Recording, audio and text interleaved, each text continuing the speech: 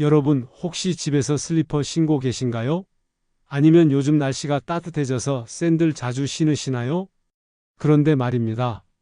지금 이 순간에도 여러분의 무릎 연골이 조금씩, 아주 조금씩 닳아 없어지고 있다는 사실 알고 계셨나요?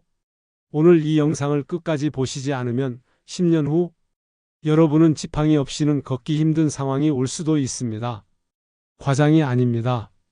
지금부터 그 이유를 정확히 알려드리겠습니다. 영상 시작하기 전에 잠깐만요. 여러분의 무릎 건강을 위해 준비한 이 영상 주변 분들에게도 꼭 알려주시려면 지금 바로 좋아요 버튼 한번 눌러주시고요. 구독 버튼도 꾹 눌러주시면 건강 정보를 놓치지 않고 받아보실 수 있습니다. 자, 그럼 시작하겠습니다. 지난주 서울 송파구에 사시는 이정숙 씨 63세. 정숙 씨는 요즘 무릎 통증 때문에 밤잠을 설치고 계십니다. 계단만 내려가면 무릎이 찌릿찌릿 아프고 일어날 때마다 뻐근해서 정말 힘들어요. 아침에 일어나면 무릎이 뻣뻣하게 굳어 있어서 한참을 주무르고 나서야 겨우 움직일 수 있어요. 병원에서는 연골이 많이 닳았다는데 저는 평생 무리한 운동도 안 했는데 왜 이렇게 된 걸까요? 정숙 씨는 평범한 일상을 보내는 분입니다. 매일 아침 동네 뒷산을 30분 정도 산책하고 장 볼 때는 시장까지 걸어가고 집에서는 편한 슬리퍼를 신고 지냅니다. 특별히 무릎에 무리가 갈 만한 일은 하지 않았다고 생각했죠? 그런데 정형외과 전문의 김현수 박사는 정숙 씨의 발을 보자마자 이렇게 말했습니다. 아, 신발 때문이네요. 지금 신고 계신 그 슬리퍼가 문제입니다. 정숙 씨는 깜짝 놀랐습니다.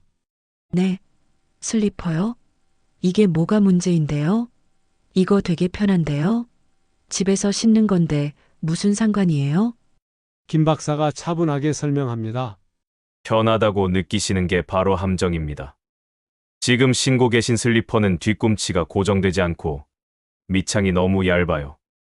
이런 신발을 신으면 발목이 계속 흔들리고 그 충격이 고스란히 무릎으로 전달됩니다. 정숙 씨가 의아한 표정으로 묻습니다.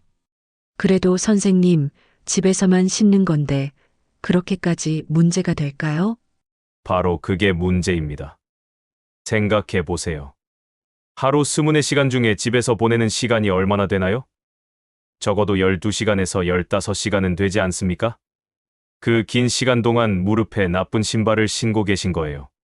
실제로 2010년 미국 족부의학협회 저널에 발표된 연구 결과를 보면 쿠션이 없는 신발을 신었을 때 무릎에 가해지는 충격이 무려 30% 이상 증가한다고 합니다.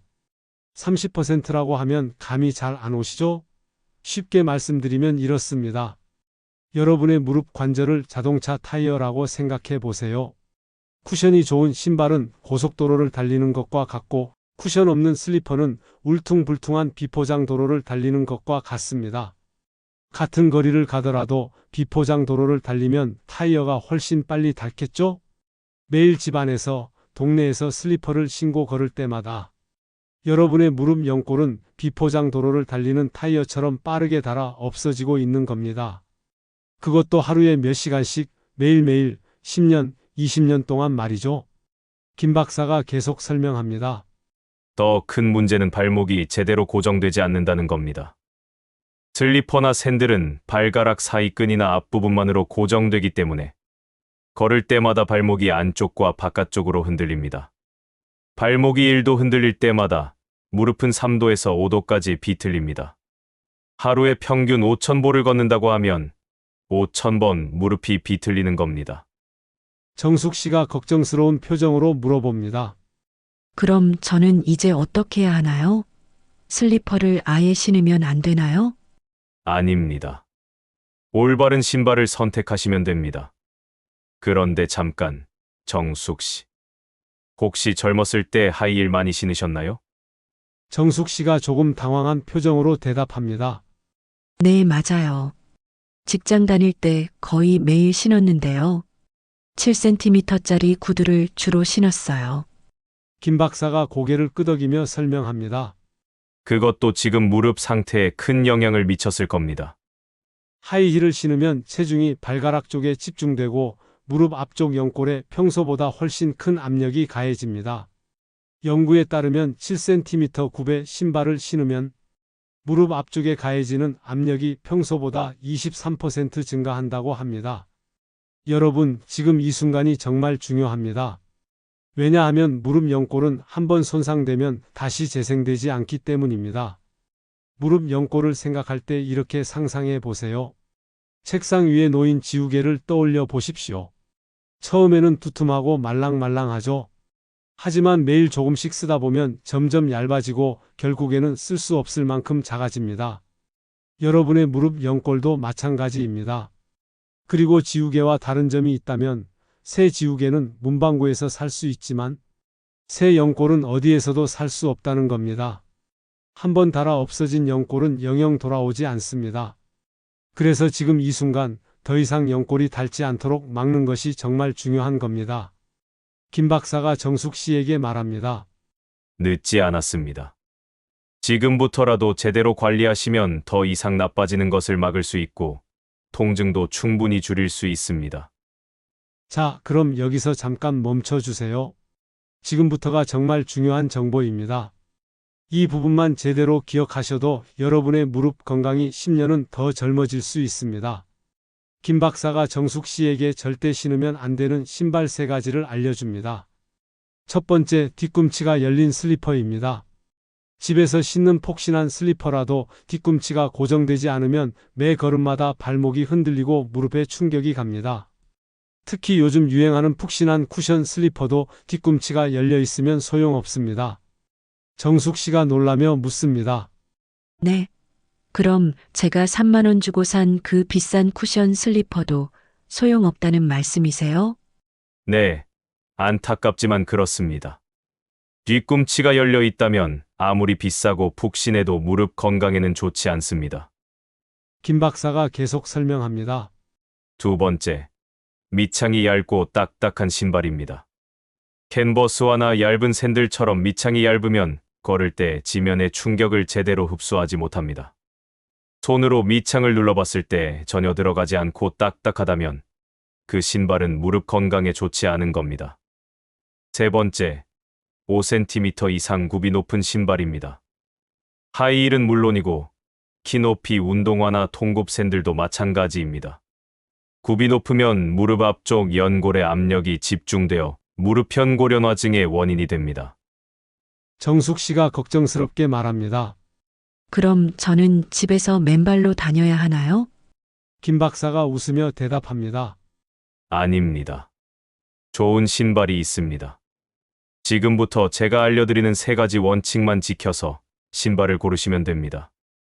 첫 번째 원칙, 발 뒤꿈치가 단단하게 고정되는 신발을 선택하세요. 뒷끈이 있거나 발목을 감싸는 형태가 좋습니다. 집에서 신는 슬리퍼도 뒤꿈치가 막힌 형태를 선택하세요.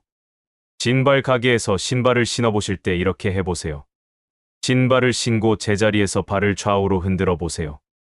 이때 발 뒤꿈치가 신발 안에서 움직인다면 그 신발은 고정력이 부족한 겁니다. 정숙 씨가 고개를 끄덕이며 묻습니다. 그럼 실내화 같은 걸 신으면 되겠네요? 네, 맞습니다. 뒤꿈치가 막힌 실내화가 좋습니다. 두 번째 원칙, 밑창이 두껍고 부드러운 신발을 고르세요. 손으로 눌렀을 때 적당히 눌리면서 탄력이 있는 신발이 좋습니다. 신발 밑창을 엄지손가락으로 세게 눌러보세요. 1cm 정도 들어가면서 다시 튀어오르는 느낌이 있다면 적당한 쿠션입니다. 세 번째 원칙, 굽 높이는 2cm에서 3cm가 적당합니다. 완전히 평평한 신발도 좋지 않고 너무 높은 굽도 안 됩니다. 적당한 굽이 있어야 걸을 때 자세가 안정됩니다. 정숙 씨가 놀라며 묻습니다. 네. 완전히 평평한 신발도 안 좋다고요? 맞습니다. 완전히 평평한 신발은 아킬레스건을 지나치게 늘어나게 만들고 발바닥 아치에도 부담을 줍니다. 2cm에서 3cm 정도의 적당한 굽이 있어야 우리 몸의 자연스러운 걸음걸이에 맞습니다. 정숙 씨가 궁금한 듯 물어봅니다. 그럼 선생님, 저는 이미 무릎이 많이 아픈데 이제 신발만 바꾸면 나아질까요? 김 박사가 진지하게 대답합니다. 신발을 바꾸는 것만으로는 부족합니다. 이미 손상된 연골을 회복시킬 수는 없지만 더 이상 나빠지는 것을 막고 통증을 줄일 수는 있습니다. 여기에 4가지를 더 실천하셔야 합니다. 첫 번째, 허벅지 근육을 강화하세요. 허벅지 근육이 튼튼하면 무릎 관절에 가해지는 충격을 근육이 대신 흡수해 줍니다. 국가건강정보 포털에서도 규칙적인 저강도 운동이 근력을 강화해 무릎을 보호하고 증상을 완화한다고 밝히고 있습니다. 제가 추천하는 운동은 아주 간단합니다. 의자에 앉아서 다리를 쭉 펴는 운동입니다. 의자에 앉아서 한쪽 다리를 무릎이 펴질 때까지 들어 올리세요. 발끝을 몸쪽으로 당기면서 5초간 유지합니다. 이 운동을 한쪽 다리당 15번씩, 양쪽 다에서 30번을 하루에 3번 하세요. 정숙 씨가 조금 자신감 있는 표정으로 말합니다. 그 정도는 저도 할 수 있을 것 같아요. 김 박사가 계속 설명합니다. 두 번째, 체중을 3kg만 줄이세요. 체중 1kg이 줄어들면 무릎에 가해지는 부담이 3kg에서 4kg 줄어듭니다. 3kg만 빼도 무릎 부담이 10kg 가까이 줄어드는 셈입니다. 정숙 씨가 한숨을 쉬며 말합니다. 다이어트가 제일 어려운데요. 맞습니다. 그래서 저는 무리한 다이어트를 권하지 않습니다. 하루에 밥 한 공기를 반 공기로 줄이고 간식을 하나 줄이는 것만으로도 충분합니다. 한 달에 0.5kg씩만 빠져도 6개월이면 3kg입니다. 세 번째, 무릎이 아플 때는 찜질을 하세요. 아침에는 따뜻한 찜질로 관절을 풀어주고 많이 걸은 후에는 차가운 찜질로 염증을 가라앉히세요. 하루 15분씩만 해도 통증이 많이 줄어듭니다. 네 번째, 계단 이용 방법을 바꾸세요. 계단을 내려갈 때 무릎에 가해지는 충격은 올라갈 때보다 3배에서 4배 더 큽니다. 그래서 가능하면 엘리베이터나 에스컬레이터를 이용하시고 꼭 계단을 이용해야 한다면 천천히 난간을 잡고 내려가세요. 정숙 씨가 놀라며 말합니다. 3배에서 4배요? 그렇게나 차이가 나나요? 네, 맞습니다. 계단을 올라갈 때는 체중의 약 2배에서 3배 정도의 힘이 무릎에 가해지지만 내려갈 때는 체중의 4배에서 5배까지 힘이 가해집니다. 만약 체중이 60kg이라면 계단을 내려갈 때 무릎에는 240kg에서 300kg의 압력이 가해지는 겁니다. 3개월 후 정숙 씨가 다시 병원을 찾았습니다. 표정이 전과는 완전히 달라져 있었습니다. 선생님, 정말 신기해요. 집에 있던 슬리퍼를 다 버리고 뒤끈 있는 실내화로 바꿨거든요. 그리고 밖에 나갈 때도 쿠션 좋은 운동화를 신고 다녔어요. 그랬더니 3개월 만에 계단 오르내리는 게 훨씬 편해졌어요. 게다가 의자에 앉아서 다리 펴는 운동도 매일 했더니 무릎이 튼튼해진 느낌이에요. 처음에는 다리를 들어 올리는 것도 힘들었는데 이제는 30번 하는 게 전혀 힘들지 않아요. 김 박사가 흐뭇한 미소를 지으며 말합니다. 좋습니다. 무릎에 붓기도 많이 빠졌고 움직임도 훨씬 부드러워졌네요. 이 정도면 정말 잘하신 겁니다. 정숙 씨가 감격스러운 표정으로 말합니다. 사실 처음에는 반신반의했어요. 신발만 바꾼다고 뭐가 달라지겠나 싶었거든요. 그런데 정말 달라지더라고요. 무엇보다 좋은 건 이제 손자 손녀들이랑 공원에서 뛰어놀 수도 있다는 거예요. 김 박사가 만족스러운 표정으로 말합니다. 정말 잘하셨습니다. 신발 하나 바꾼 게 작은 변화 같지만 무릎 건강에는 정말 큰 차이를 만듭니다. 정숙 씨처럼 꾸준히 관리하시면 80세까지, 아니, 그 이상까지도 건강하게 걸으실 수 있습니다. 여러분, 정숙 씨의 이야기가 남의 일 같지 않으시죠?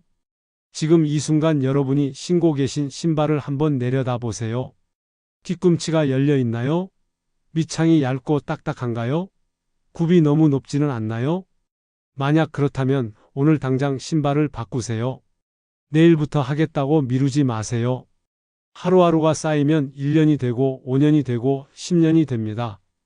그 시간 동안 여러분의 소중한 무릎 연골은 계속 닳아 없어지고 있습니다. 한번 생각해 보세요.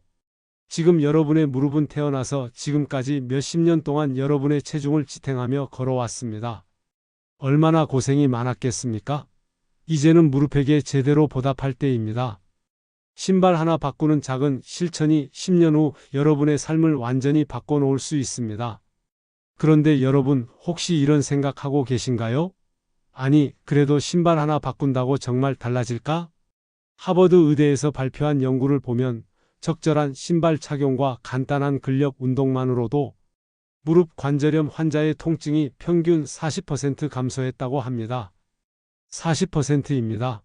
10점 만점에 8점짜리 통증이 5점 이하로 줄어드는 겁니다. 그것도 수술이나 약 없이 신발을 바꾸고 운동을 하는 것만으로 말이죠. 그러니까 여러분 늦었다고 생각하지 마세요. 지금 시작하세요.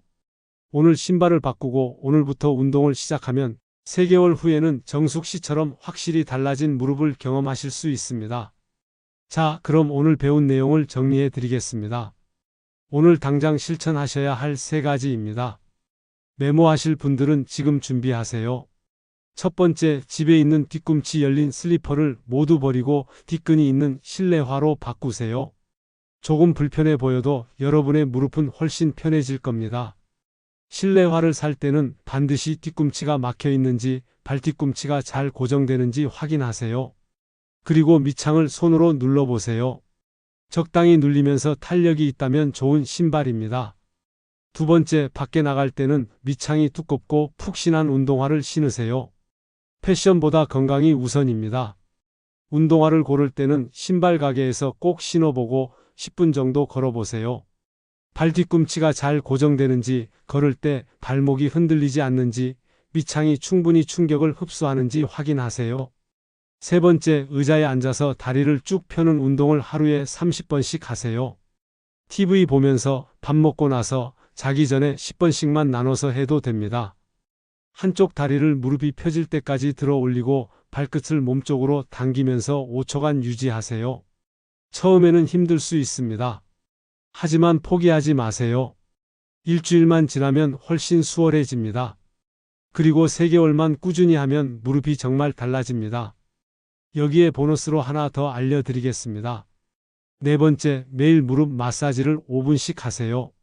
자기 전에 침대에 누워서 또는 TV 보면서 소파에 앉아서 무릎 주변을 부드럽게 주무르세요. 무릎 위쪽 허벅지 부분을 손바닥으로 원을 그리듯이 마사지하고 무릎 옆쪽도 엄지손가락으로 살살 눌러주세요. 여러분, 건강은 작은 습관에서 시작됩니다.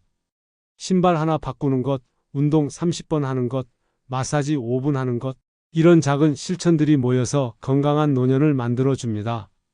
지금 이 순간부터 시작하세요. 내일이 아니라 오늘, 지금 바로 시작하세요. 영상을 보고 계신 지금 의자에 앉아 계시다면 한번 해보세요. 다리를 쭉 펴보세요. 5초만 유지하세요. 보세요. 어렵지 않죠? 이게 여러분 무릎의 미래를 바꾸는 첫걸음입니다. 그리고 영상 보시고 나서 집에 있는 슬리퍼를 한번 확인해 보세요. 뒤꿈치가 열려 있다면 과감하게 버리세요. 아깝다고 생각하지 마세요.